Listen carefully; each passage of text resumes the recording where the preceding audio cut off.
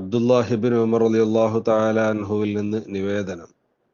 ഖാല, അവിടുന്ന് പറഞ്ഞു, ഖാല റസൂലുള്ളാഹി സ്വല്ലല്ലാഹു അലൈഹി വസല്ലം, നബി സ്വല്ലല്ലാഹു അലൈഹി വസല്ലമ തങ്ങൾ പറഞ്ഞിരിക്കുന്നു, ദഖലത് ഇംറഅത്തുൻ അന്നാറ, ഒരു സ്ത്രീ നരകത്തിൽ പ്രവേശിച്ചു, ഫീ ഹിർറത്തിൻ, ഒരു പൂച്ചയുടെ കാര്യത്തിൽ.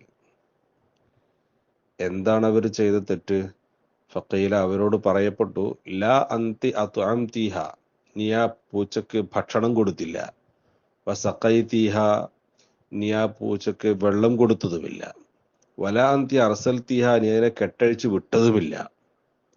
അങ്ങനെ വിട്ടിരുന്നെങ്കിൽ ഫതഅകുല മിൻ ഖശാശിൽ അർള്, ഭൂമിയിലെ മറ്റു പ്രാണികളെയും മറ്റുമൊക്കെ തിന്ന് ജീവിക്കാം. അതിനാവശ്യമായ ഭക്ഷണം കഴിച്ച് പൂച്ചക്ക് ജീവിക്കാമായിരുന്നു. നീ അതിനെ ബന്ധിച്ചു വെച്ചു, കെട്ടിയിട്ടു.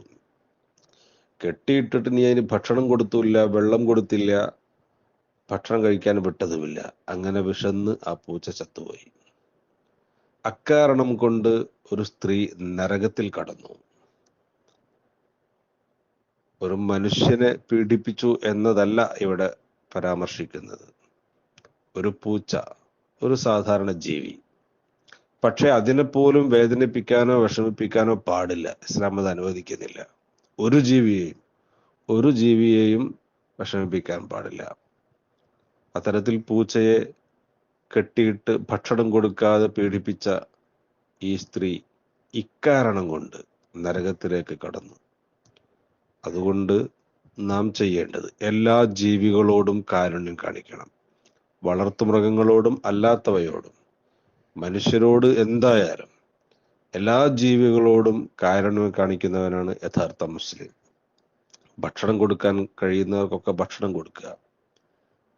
കൊടുക്കാൻ കഴിഞ്ഞില്ലെങ്കിലും ഉപദ്രവിക്കരുത് ഒരു ജീവിയെയും.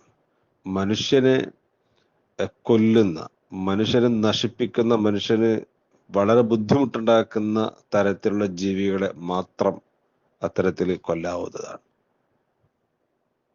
അല്ലാത്ത ഒരു ജീവികളെയും കൊല്ലരുത്.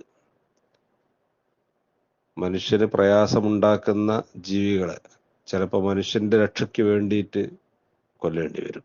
അതല്ലാതെ മറ്റൊരു ജീവിയെയും കൊല്ലാനോ വിഷമിപ്പിക്കാനോ പാടില്ല.